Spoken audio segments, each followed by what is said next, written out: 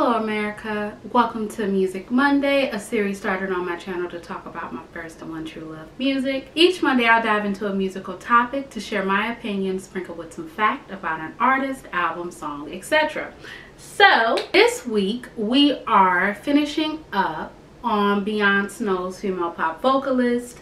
Last Music Monday I talked about my favorite albums from her debut album all the way up to her self-titled, and today I'm going to be finishing that list. Last Music Monday I did have 11 entries because I forgot to put in one very important song. I have my window open and it is a beautiful day outside, so you're going to hear hopefully not too much outside noise, but as I said, I'm not going to close my window because I need the fresh air. If you do see any smoke going past the camera at any moment, I do have my incense burning because I needed a little pick-me-up because I got a little angry.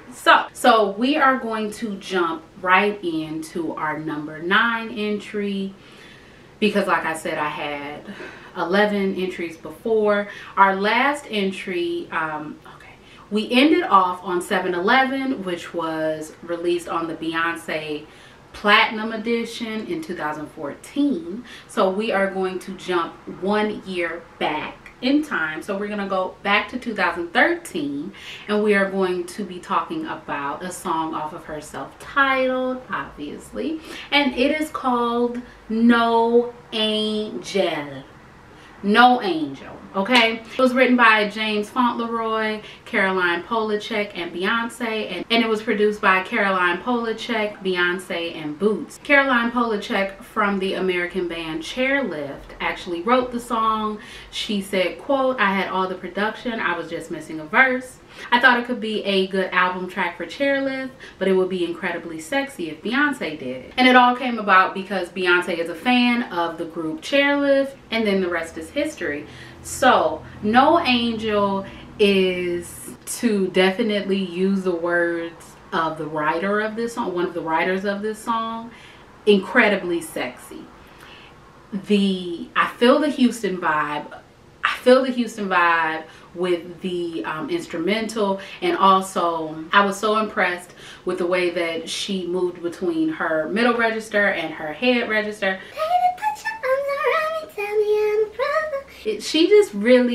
She did this song justice. And I know that this song is very, you know, sexy, and it's supposed to, you know, put you in the mood, but also it's a little dark.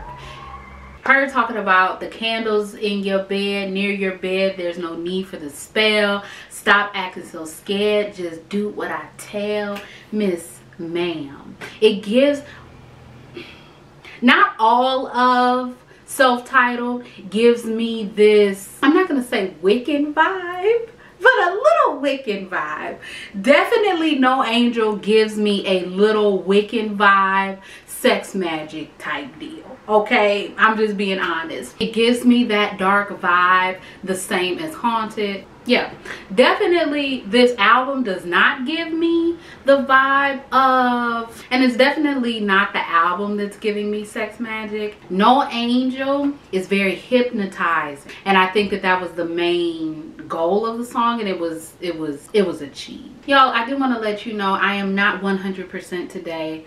I did have a couple of infuriating experiences just a few minutes before I started to record this, so my energy is not 100%, but I'm here. I'm still here. We are moving on to our number 8 entry. Obviously it is still off of self-titled, released in 2013, and it features Drake, and it is called Mine. The song was written by Noah 40 Shabib, Drake, Beyonce, Majid Jordan, Sydney Oman Brown, and Key Wayne, and it was produced by 40, Beyonce, Majid Jordan, and Oman. First of all, Majid Jordan, I don't know if they are still signed to OVO Records, but they were signed to OVO Records when they released. If you don't know who Majid Jordan is, Majid Jordan was the featured artist on Drake's Hold On We're Going Home song. the people in the background singing, because they are a group. Majid Jordan is a group of 2 men, and there are 2 songs by Majid Jordan that I absolutely love.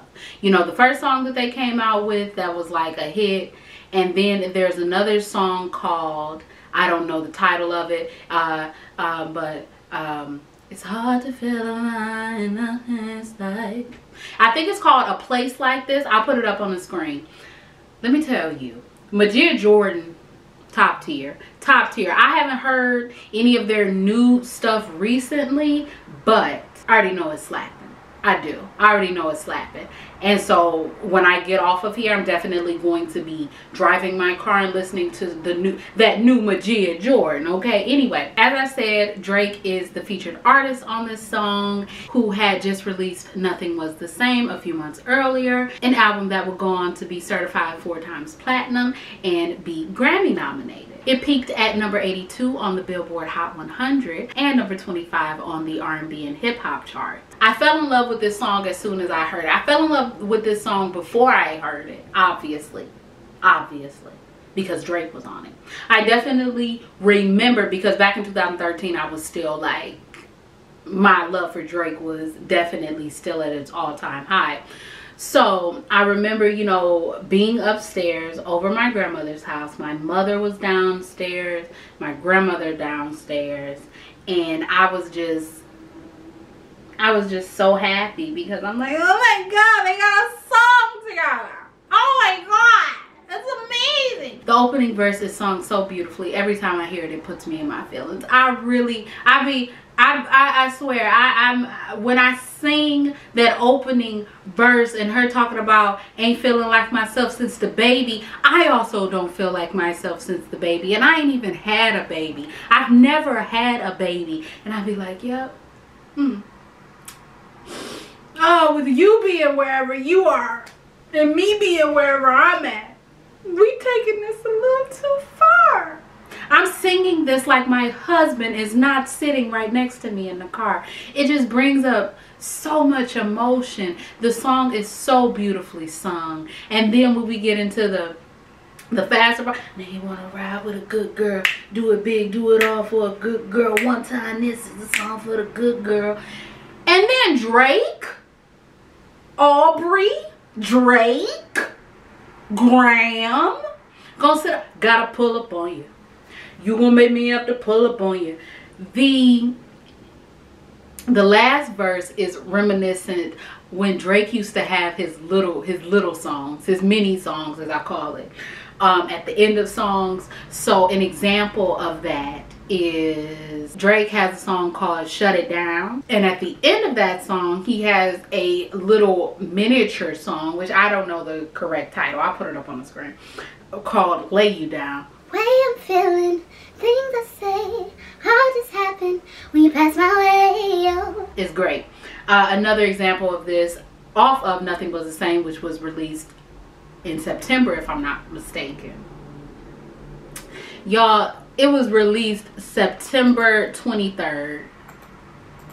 No, it was released September 24th. Let me tell you something. Oh my God, I knew exactly when it was released. Why did I know exactly when it was released? Because it was released September, October, November. September, October.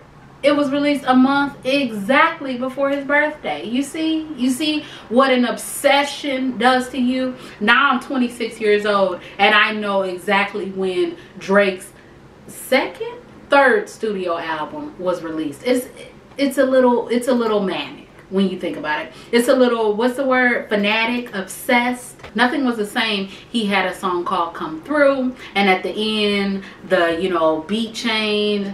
Where has it been? Oh my God. Where you been? Who you been crying to? Who you been flying to? Who there are you sleeping in? Girl, someone's been hiding you. Oh, oh, oh. And so when I heard the little song, and it's not even a little song, it's a part of the same song. When I heard the outro, my door is opening and closing because of the wind, and I will never get used to the fact that the wind can control a door.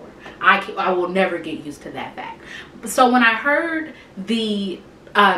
Drake's last verse on Mine, I said, this is just such a good song.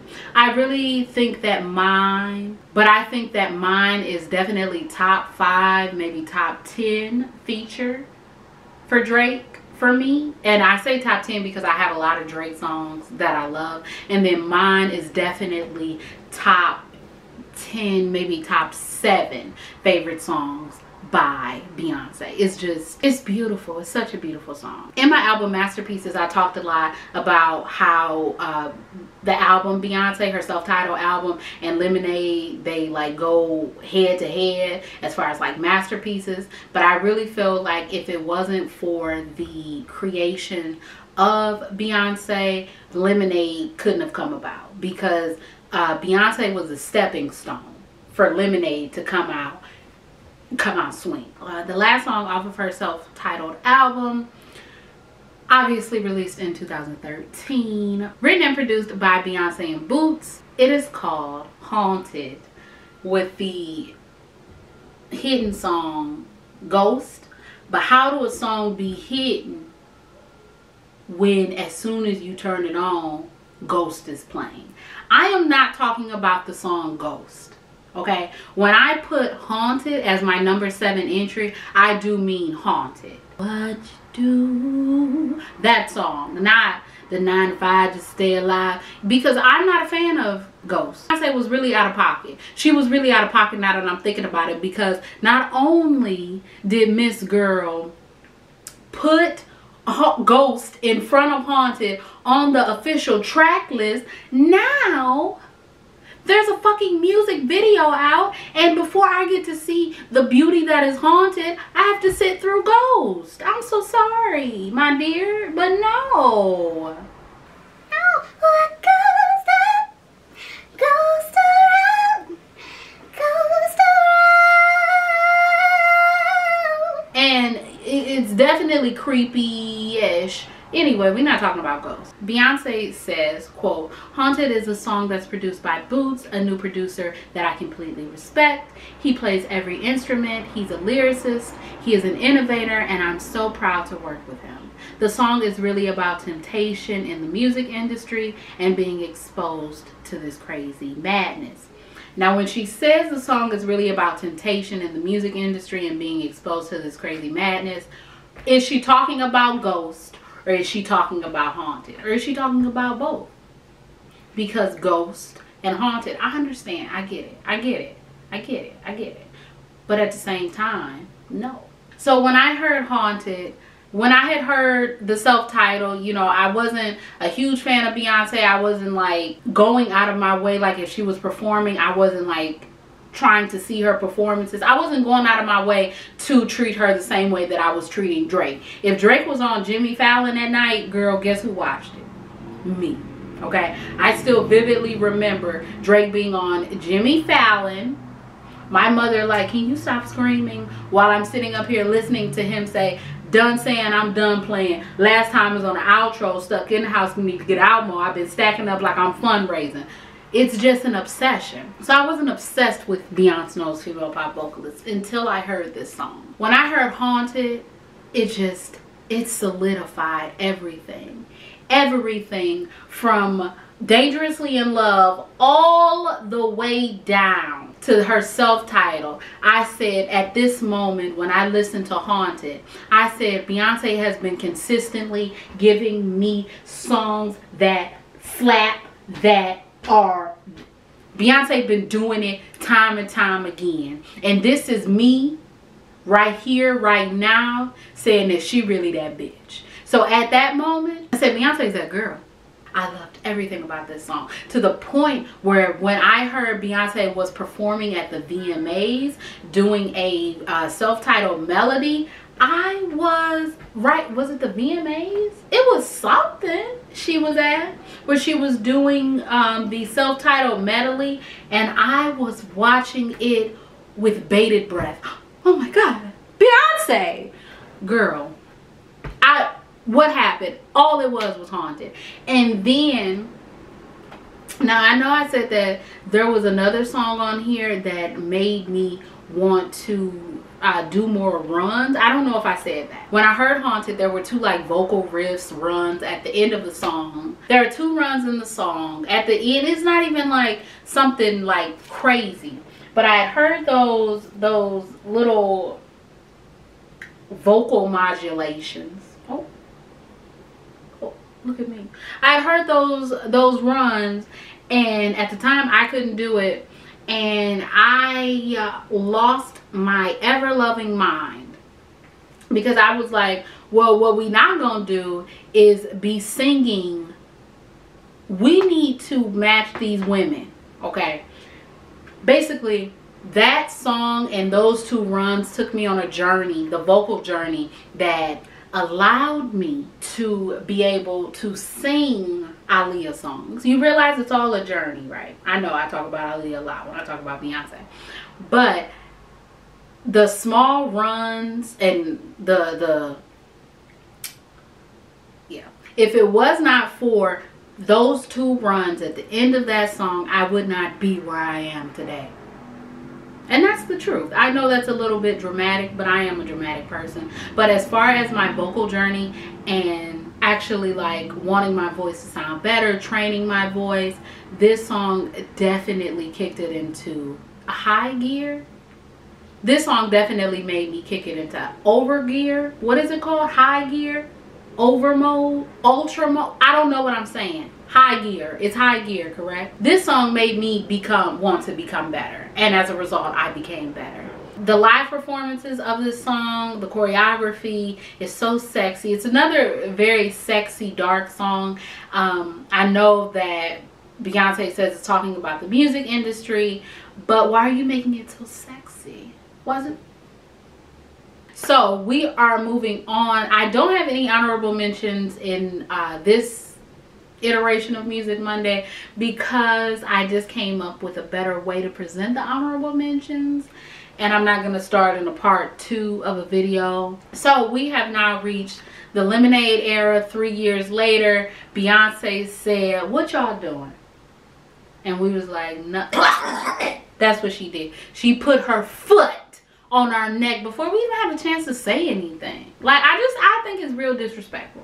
I only have 6 entries left on this list, and I didn't want to wait. I didn't want to use all 6 entries for Lemonade, because I do have 2 songs that come off of the Lion King, The Gift album that I do enjoy, and I wanted to talk about those as well. So I have 4 songs on here. Please keep in mind that these 4 songs are just 4 songs. Really, I could spend a shorter amount of time telling you the songs that I don't like on Lemonade than I could telling you the songs that I do. So keep in mind that this is just a definite small sample size of the masterpiece that is Lemonade. Number 6 comes off of, like I said, her 2016 Lemonade album, and it is called 6 Inch. I see my cat. She wants to come in here. The song was written by Beyonce, The Weeknd, Danny Schofield, Ben Dial, Terius Nash, Ahmad Balsh, and Jordan Asher, and it contains a sample of Isaac Hayes' 1969 version of Walk On By, the 2009 song My Girl. 6 Inch features another Canadian artist, The Weeknd, who would release his Grammy Award-winning album Starboy November of that year. So 6 Inch, first of all, we love deep voice Beyonce. We love deep voice Beyonce around here. Deep voice Beyonce is life, because deep voice Beyonce, I can hit all the deep voice Beyonce notes. Okay, that's number 1. Number 2, we love deep voice Beyonce, because it's just no way in hell that you be and then you be all the way to 6 Inch. Like, it's amazing. It's wonderful. That's called versatility, and she has it. Or it's about the ladies who, you know, be working. She grind from Monday to Friday, work from Friday to Sunday. And when I first heard this song, I was like, damn, how long she working?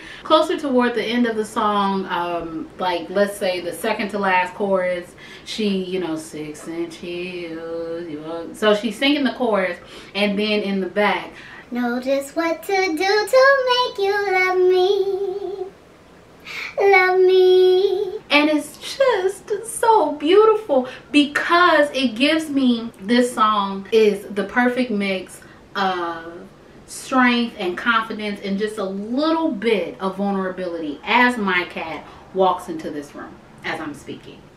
She's talking about how she got the money. She, you know, she never talks about a man. She never talks about lacking anything. She has everything that she wants material wise. She's telling her gentleman, her spouse, whoever, she's telling her gentleman to come back. Come back. I know you always come back, but I don't want this time to be any different from the other times. You know what I love? I love the fact that I have my tripod set up, and instead of my cat, I don't know, walking around it, she wants to walk right up under my tripod. So when I heard 6-inch, it gave me that same, not the same vibe of Kitty Cat, because Kitty Cat was definitely like, yo, you know I'm everything, but I need you to come home and do it to me.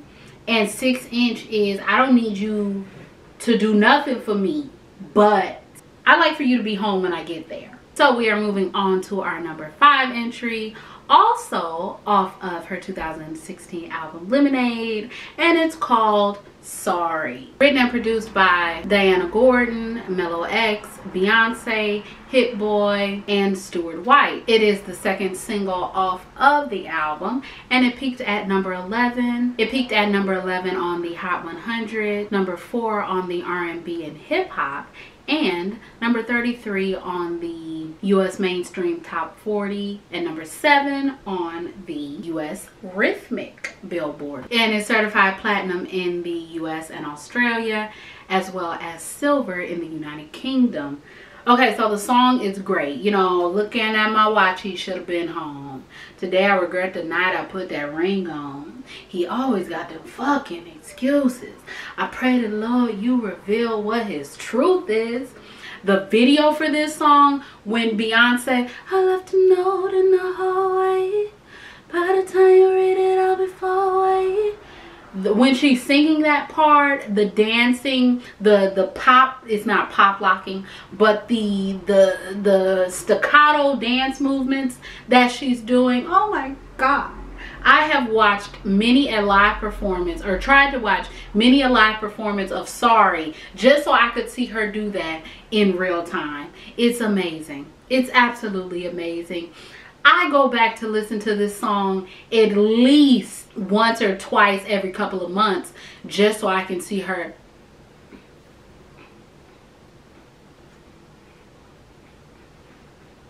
I am not a dancer, so that's as good as you gonna get from me. I loved it. Big homie better grow up. Me and my water's about to stroll up. Those dances, and I have looked, I'm like, is she doing this? Is there a camera effect that's doing this? I look at the background, I look at her stomach breathing in and out, and I'm like, girl, you really out here knowing how to pop lock, and you have waited, with my eyes, you've waited until the year 2016 to show us that you are the pop locking queen. Excuse me if I keep looking over, because stuff is up under the damn desk doing what? This is what I'm talking about, y'all. Moving on to number 4, it is also off of the 2016 Lemonade album, and it is the first song, the first track, and it is called Pray You Catch Me. It is written by Beyonce as well as Kevin Garrett and James Blake, and it is produced by James Blake and Kevin Garrett. It peaked at number 37 on the Billboard Hot 100 and number 22 on the R&B and Hip Hop. As with damn near, if not every song on Lemonade, it's a very, very personal song. She's basically saying, please, please, I would love to catch you cheating right now. Please, please. Because I know you is, but I just want to see it with my own eyes. This project definitely takes you through the wave of emotions. I mean, like I said, I haven't heard Beyonce's like deep cuts on her albums, but this song, along with Mine, was very personal. Was the first time that I had, with my own ears, heard Beyonce speak very candidly about things that I could directly correlate to her marriage, if that makes sense. You know, people, Ring the Alarm was about Jay-Z. Irreplaceable was about Jay-Z. You know, everybody has all these rumors. Listen was about Jay-Z. They have all these, you know, rumors about what these songs were about, but I really felt with Mine and Pray You Catch Me, it was so personal. I felt like she was writing in her diary, and then she wrote in her diary, and I said, what you got in this diary? Like, I felt like I was reading her diary. Like, it was just extremely personal, and it's such a good song. It's such a good song to the point where I was like, it definitely put me in the same feelings as she was. I felt like I was going through the same wave of emotions as her at the same time. And you can only do that when something is beautifully constructed. Beyonce created a mood with this album from start to finish, and I think the what is it like, it sounds like a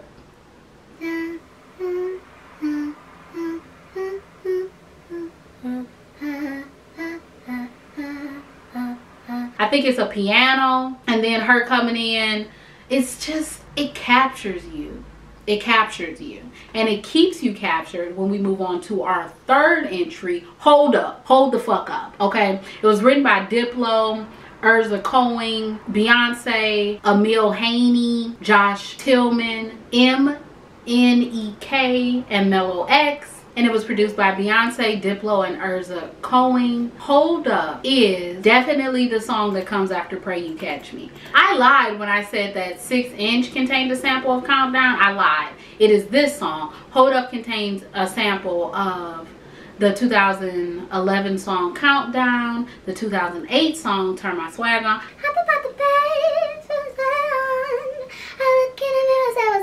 Andy Williams' 1963 Can't Get Used to Losing You, which is the main music for the song. It also contains another vocal sample from the 2003 group Yeah Yeah Yeahs. I think it's a group. It might be just one person, but I really think it's a group called Yeah Yeah Yeahs, and that song is called Map. We all, like, there is no other song. There were 2 ways to go.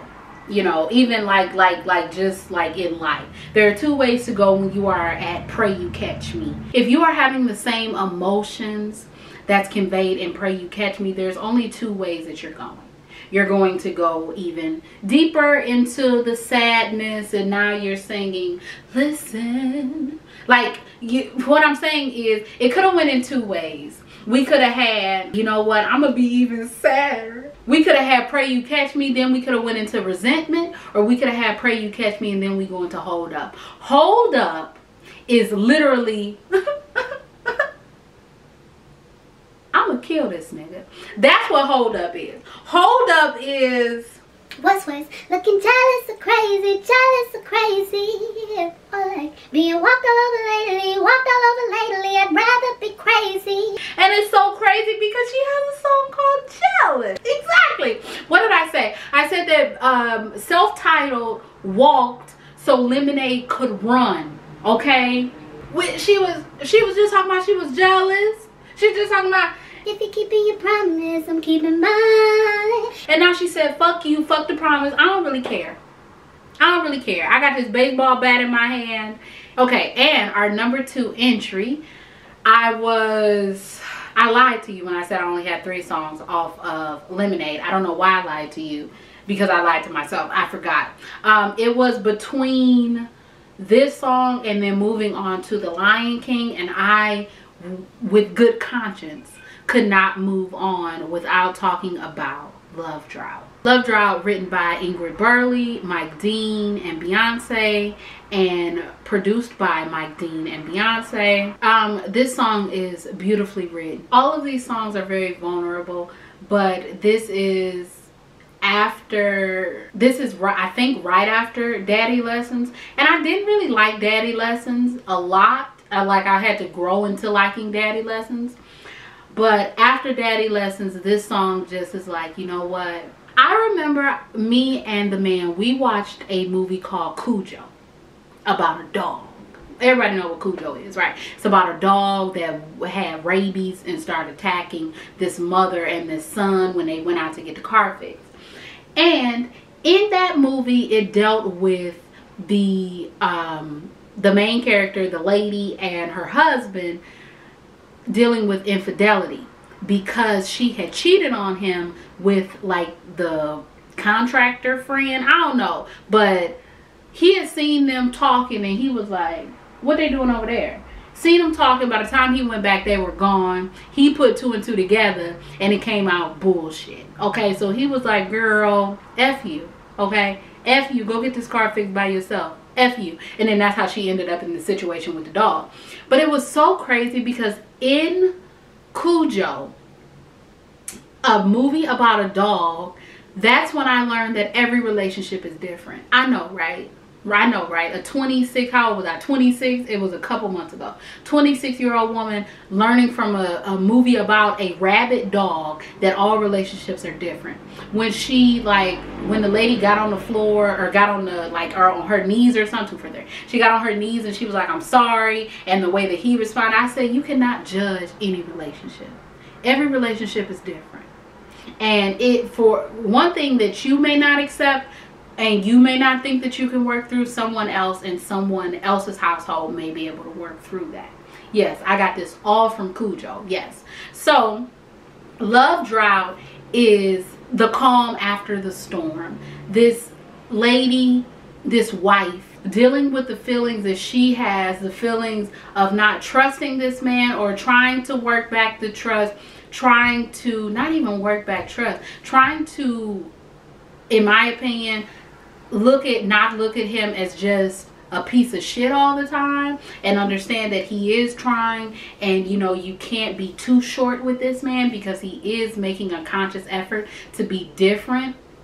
This song is very vulnerable in a way of, it's like, okay, if you are actively saying that you are going to change and be different, then I am actively here to receive that and accept that. I am willing to be on this path if you are also willing to be on this path. And I think that her lyrics, the instrumental definitely matches the vulnerability of this song, if that makes sense.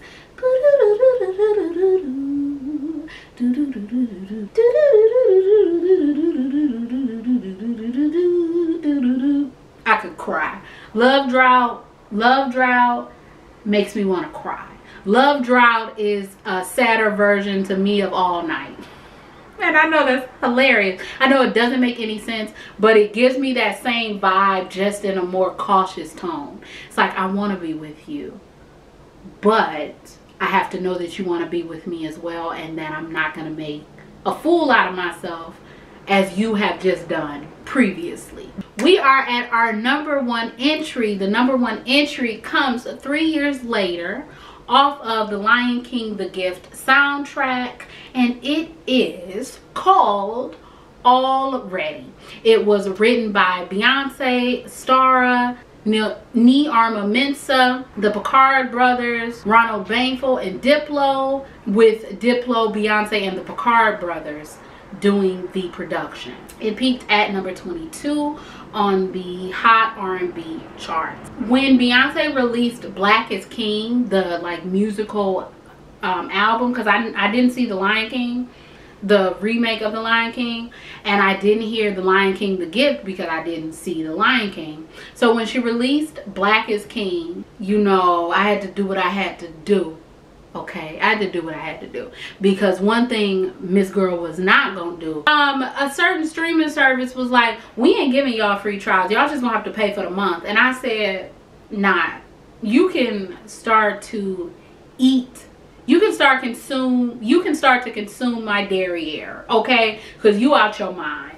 So I did what I needed to do, you know, put A to B and B to C, and I watched it and it was beautiful. When I love this video, number one. I love the dancing in the video. You know, am I annoying and am I gonna say that I went to school with one of the dancers? I did, but I ain't know her like that, so do it really matter? It doesn't. I love this video when she's up in the, like, when she's up in the tree before the, like, actual song starts. It's hilarious because it reminds me definitely of Michael Jackson when he was up in that damn tree. Why was Michael Jackson up in that tree? Can somebody let me know? Because I don't know. But another reason why I love this song, the runs. Those 3 set of runs that she does in the beginning of the song. Why are you doing a 15, 20, 30, 50 note run in 3 seconds? What? Why are you doing that? Like, who told you to do a 9 million note run in 3 seconds? It's sickening. It's sickening. Absolutely sickening. I love this song so much. I love it. And she looks. Can we talk about how beautiful Beyonce looks? Now, I don't know if it was a 4K. I don't know what it was. But I was looking at Beyoncé Knowles, female pop vocalist, in that video, and I said, damn, girl. Wow. Wow, wow. Beautiful. God damn. Damn. Damn. Damn. I couldn't say any more words, but damn. I did have another song that I wanted to put from this album. It was a song with her, Jay-Z, and Childish Gambino, Move Forever, but I was unable to put it. And like I said, since I just figured out how to handle honorable mention, we don't have any honorable mentions for this video. But that completes my list. I am done. It is 2:50. I have to, my other cousin is in town. My oldest cousin was in town the last time I did this. Now my baby cousin is in town. He's gonna be here for a week. It's nice outside, so it's nice outside, so I'm going to be going over to my grandmother's house and do a little grilling. I have shrimp, salmon, and chicken wings. I'm gonna be grilling those up because I'm a griller, okay? Also, my cousin knows how to grill, so if things get too heavy for me, my boy, come on and step in for me. But anyway, I'm done with this. You all are going to be seeing this tomorrow. So, I hope you all enjoyed this 2-part Music Monday on Beyoncé Knowles, female pop vocalist. I enjoyed going back and listening to the songs that shaped my love for her, as well as discovering some new Destiny's Child songs. I'm definitely still working out the quirks and the kinks of Music Monday, but I hope to come back in a couple of Mondays from now with an even better, more fleshed out version of Music Monday. So if you like this video, please like, comment, and subscribe. Follow me on Instagram, Twitter, Facebook. Everything will be linked down below. If it's not, then just go on Facebook, type in Camera Brio, and I'll pop up. Same for Twitter and Instagram. My name is Brio. I make beats, I sing songs. If you like what you see, come on along. Bye.